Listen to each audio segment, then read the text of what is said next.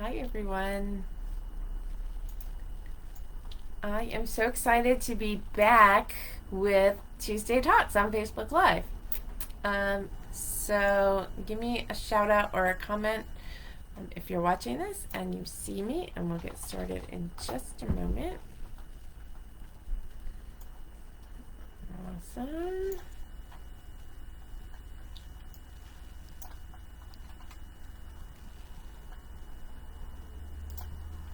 All right. Let's get started. All right. Welcome to Tuesday Talks on Facebook Live. I'm Adrienne Miller. I am the president and CEO of Women for Sobriety. And this is just a little 10 to 15 minute talk about something that's important to recovery and important to women for sobriety. So, of course, we can't talk about what's important to women for sobriety without talking about meditation. So this is one of those aspects of the program that I think has really mixed reactions from people. So I just wanted to go over a couple things today about meditation, and how even if you're struggling with the idea of meditation, that you might still be able to use some of the intentions behind the recommendation that you meditate to build your recovery. So I think it's important when we talk about meditation to talk about some of the different kinds of meditation. And there's a ton of kinds of meditation.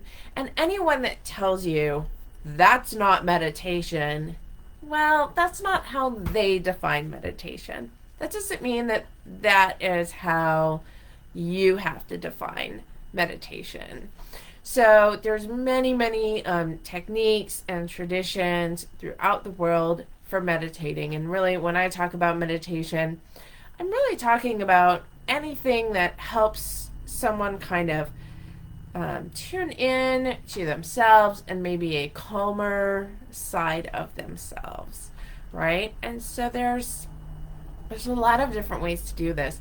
There's kind of that transcendental meditation, which a lot of us think of when we think of meditation. Transcendental meditation got really popular in the 20th century. And as its name suggests, it's kind of about transcending, right? Transcending the earthly plane and reaching a higher level of consciousness. That's great. Wonderful. If that's your thing, go for it. It's really hard. Transcendental meditation, there's a lot of classes involved. It could be a little bit expensive. If that's your thing, go for it. But you don't have to pay a bunch of money to benefit from meditation. Transcendental meditation does use a lot of mantras, and there's a lot of practices that do use mantras. And mantras are just kind of a phrase or a couple words that you kind of repeat during a meditation process that can help kind of settle your mind, or maybe if you're trying to bring energy to yourself, there might be one mantra that helps you do that. If you're trying to kind of go inward and do more self-reflecting, there might be a mantra that does that. Right, so mantras, there's a lot of study into like how the specific sounds of different mantras can help us with different goals. It's also a really fascinating area. I like to make up my own mantras kind of thing. But that's one way that people use meditation. There's a focused kind of meditation where, and this is one of the easier ones for people who are starting. It can help to find like a single point that you're going to focus on. So like a lit candle is a really good one because it kind of flickers and it does a few things, but not enough to really distract you or stimulate heavy thought processes, but it's enough to kind of stay interested. So kind of a focused meditation can be helpful for some people. And it gives your brain something to do, right? Because our brains, they're designed to think. They're designed to do something. And so rather than trying to clear our minds completely, it can be very helpful to maybe just focus on one thing. And that can help quiet down a lot of those other thoughts that go on and a lot of that monkey mind that's going on. without pushing it too hard. So like a single point focus meditation can be really, really helpful for a lot of people. There's movement meditations. So if you're a person that just can't sit still, and so you think that means you can't meditate, bad news for you. There are walking meditations. There you can meditate while running on a treadmill. It's you could be just really intentional about how you're running on a treadmill, right? And just try to be fully present and fully in that moment. Maybe pair it with a mantra. Maybe, pair it with a single point focus. So a lot of people, especially people who have things like ADD or a little hyperactivity, like pairing meditation with movement can be really, really helpful, and they can have a lot more success with that. There's a lot of spiritual traditions that use meditation, like Buddhism, and there's specific meditations within Buddhism that have specific goals, right? So loving kindness is all about a loving kindness, or metta meditation is all about manifesting positive feelings and love and compassion towards others and yourself. It's one of my favorite meditations, actually, is a good loving kindness meditation. And there's, just kind of prayerful meditation, right? So some people really use it as an opportunity to kind of connect with their higher power, their concept of God, or whatever kind of spiritual practices they have. So, and then there's something called mindfulness meditation, which is really kind of an westernization of some of the more Eastern practices, long-term traditions. And mindfulness meditation was brought to the West. It's really about, it was kind of the secularization of some of these more spiritual practices. And it really came into popularity because it's just so useful for coping with stress and helping people cope with anxiety. And really, mindfulness meditation is just about being in the present moment. So if you're doing a mindfulness meditation, you're not trying to tune out the world. You're trying to tune into the world. So you might really just scan the sounds in your environment, right? And sit quietly and just really listen to your environment, or really take in the visual. I like to do a mindfulness meditation on the beach. I love to meditate while watching the waves. I live on the Washington coast. We have amazing waves out here. It's very, very active, and my brain can just kind of like whoosh when I'm watching the waves. Again, because it gives me something to kind of look at, and keeps my brain a little bit distracted, while the rest of it can just kind of relax. So what is this WFS meditation, right? And on a lot of our stuff, it's, Gene Kirkpatrick, our program founder, said to practice the New Life Program to its fullest extent is to take part of each day for meditation, right? And that was really important to her. And so as we read some of Dr. Kirkpatrick's writing, we can really see that the morning meditation period that she recommended, it was really about kind of insight, checking in with the self. Where am I right now? Where am I today?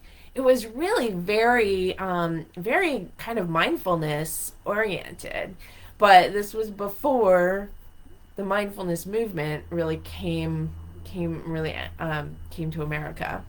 So, but it's all about checking in with the self. Where am I today? What are my needs today?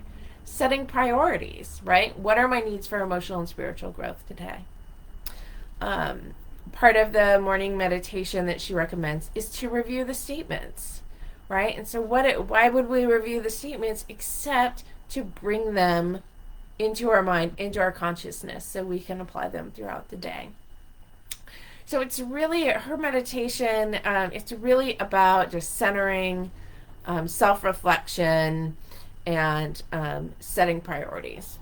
It's great. And what I really like about meditating on the statements, again, is it gives my brain something to do. So if I'm taking 20 minutes quietly to myself, looking out a window at nature, as Jean recommended, and reading the statements, I can read through the statements and I can, reflect on each one for like a minute or two, right? Before I know it, 20 minutes has gone by. And so that's really nice. And then, but I'll tell you, I'm really bad at meditating in the morning. Like, you sit me down quietly in front of a window to try and not really think first thing in the morning, and I'm going to be honest with you, I'm going to fall back asleep, right? And I carried a lot of guilt around this for a really long time because the Women for Sobriety program tells me I should be waking up early and meditating in the morning, and I'm not doing it, and what a terrible 4C person I am, right? I know, it's kind of antithetical to the Women for Sobriety program for me to be sitting there beating myself up about not doing the program right, but whatever. And then when I moved to Pennsylvania, I had always kind of sorry, I'm going to rewind. I had always kind of reconciled it as, I do take time in the morning as I'm going through my routine to kind of reflect and set my priorities and see where I am today and just stay in tune with myself, which I've always thought was really kind of the most important aspect of that morning meditation recommendation. And then when I moved to Pennsylvania and I started to go to one of the really long-term meetings in Pennsylvania, it's a great WFS community there that has been meeting for, I think that meeting has been going for over 20 years. So really good kind of community knowledge built up. The facilitator said something really fascinating to me. And we were talking about meditation, and she said, that's what worked for Jean. That was Jean's thing. And that was what Jean did to kind of ground herself and reflect and keep herself on track. But that might not work for you. And so something else might work really well for you. And maybe that's, singing along to empowering music in the car. Or maybe it's, taking a hot bath. Or taking a really intentional shower every night. Or whatever. Meditation was the thing that worked for Jean, and we all have to find the thing that works for us. And I really like that. It made me feel so much better because I do meditate. I love guided meditations, which will get a lot of flack in the meditation purist community because, it's more of a visualization and not a meditate, whatever. I really like those. I listen to those in the evening to help me calm down. But I don't know, hearing that okay, meditation is what worked for Jean, and we all find the things that work for us to help us stay grounded, to help us stay focused, and to help us stay on track. I will always view meditation as a really important part of my recovery, and that ability to be still, that ability to ask myself, what do I need today, and what are my priorities today? And that's really important. And it was a big relief to me to know that I'm not the only one who doesn't get up, and I knew this, but I don't get up 15 minutes early, and I don't meditate. And that's okay too. That's what worked for Jean. And so if you're struggling with meditation, yeah, I do think it's worth exploring some of these different kinds of meditation and finding a practice that works for you because there's so many benefits to meditating. And this is a program of empowerment. And so if you're really hitting your head against the wall with meditation, give yourself a little break. See if you can find something else that works for you. So, again, that's, yeah, I don't give a lot of straight answers. I know, I'm sorry. But whatever you're doing that's building your recovery, anything you're doing to build your recovery, build your sense of self, build your ability to know yourself and to support yourself and to create the life you want, you're doing great. So keep it up. I'm gonna sign off now. So thanks for coming. Um, and if you're gonna be here in 2 weeks, I'm gonna start a series called Sister Skills. And so I'm gonna alternate so these kind of random topics, and then every other time that I do it, I'm going to do sister skills. And so this is really skill building on how do we support each other in a peer support environment, right? Because this isn't something that maybe comes naturally to us. So I think our first one is going to be kind of confidentiality and privacy, and what does that mean in the peer support environment. But if you've ever been in a group meeting and you're like, I don't know what to say, like sister skills are for you. And hopefully we can build some skills for how we can best interact with each other and support each other in this wonderful program that is the New Life Program. So thanks so much. I will see you all in 2 weeks with some sister skills. And if you have questions about meditation, let me know. I'll be around. Thanks.